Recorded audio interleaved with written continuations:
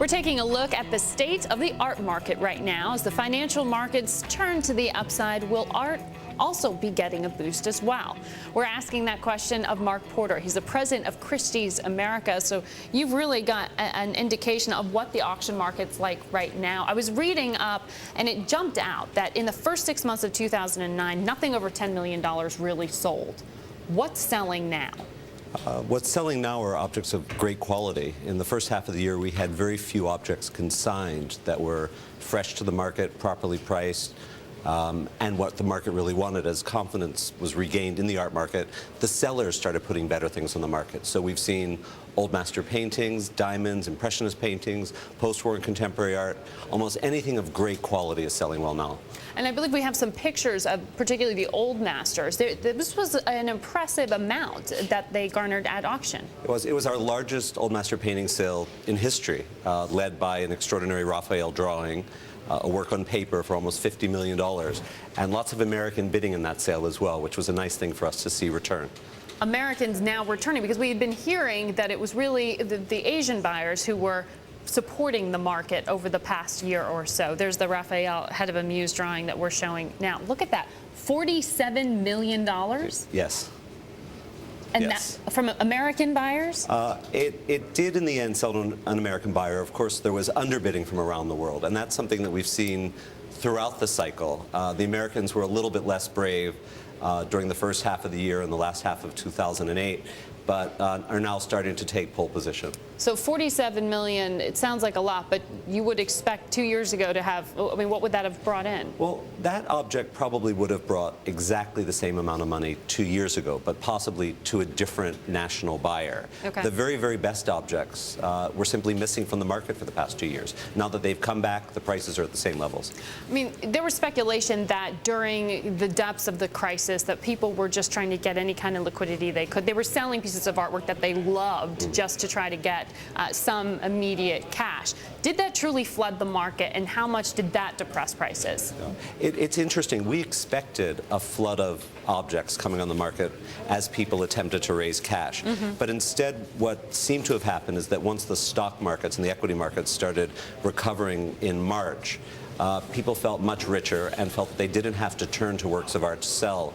In fact, they're holding on to their works of art because they see them as a great inflationary hedge, wonderful to live with, and something not to sell unless they have to. So our problem is the opposite of almost every other business. We have an undercapacity. We don't have enough people wanting to sell works of art now, which is why we're starting to see the prices go back up. Lack of supply, lots of people searching for them.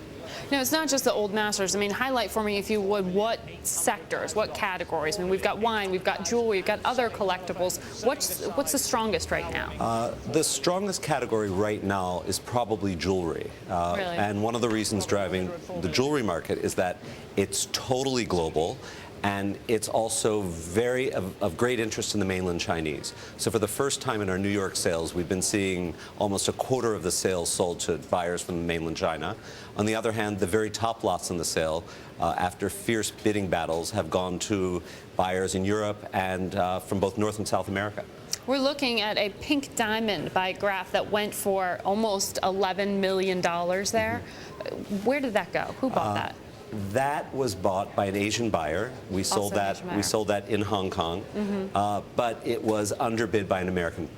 So it's a truly global market for jewelry and gemstones. Really? Yes. But a fair amount of that, I would imagine, is influenced by the run-up that we've seen in commodity prices, with gold, well over $1,000 an ounce these days. It's influenced by the run-up in commodity markets, and it's influenced by romance. Most of these stones are bought for people to wear. So that's really what drives the market. Yeah, we had someone on from Google yesterday who said this year versus last, searches for engagement rings are up 6%. I don't know that it's really for $10 million rings, but you're saying that that rings, the romanticism with jewelry purchases is perhaps back. We'll see. We'll see. But what are you focusing on in terms of trying to appeal to the marketplace right now? Because there's certainly a new sensibility for consumers, whatever they're purchasing. What are they coming and asking you about the most now? Is it still price? Most of all, it's about quality. And the assurance of the correctness of the object. The provenance, which is the history of an object, the quality in terms of the artist's production, the condition of an object, so whether or not something has been restored or has had problems. But what's starting to happen in the market now is that the middle market is beginning to return. So that while the very, very top end of the market, in that those players were always in the market, the middle market players had disappeared and they're starting to come back and looking for bargains. What's the middle market for you? It depends on the field. In a diamond, the middle market might be $20,000 or $30,000. For a Renoir, it might be $1 million. Wow. For a watch, it might be $5,000. And for a case of wine, it might be $500. I was reading 57% of wine sales in the past year, according to Sotheby's, a competitor of yours, went to Asian buyers. For the wines themselves, is that buyer still dominating over the Americans? The Asians are extremely strong force in the wine market. As a classic luxury consumer good, they're very, very strong in that market. All right. Interesting. We'll see how this goes. Yes. How we go in 2010. Good luck to you. Thank you so much, Marc Porter, President of Christie's Americas.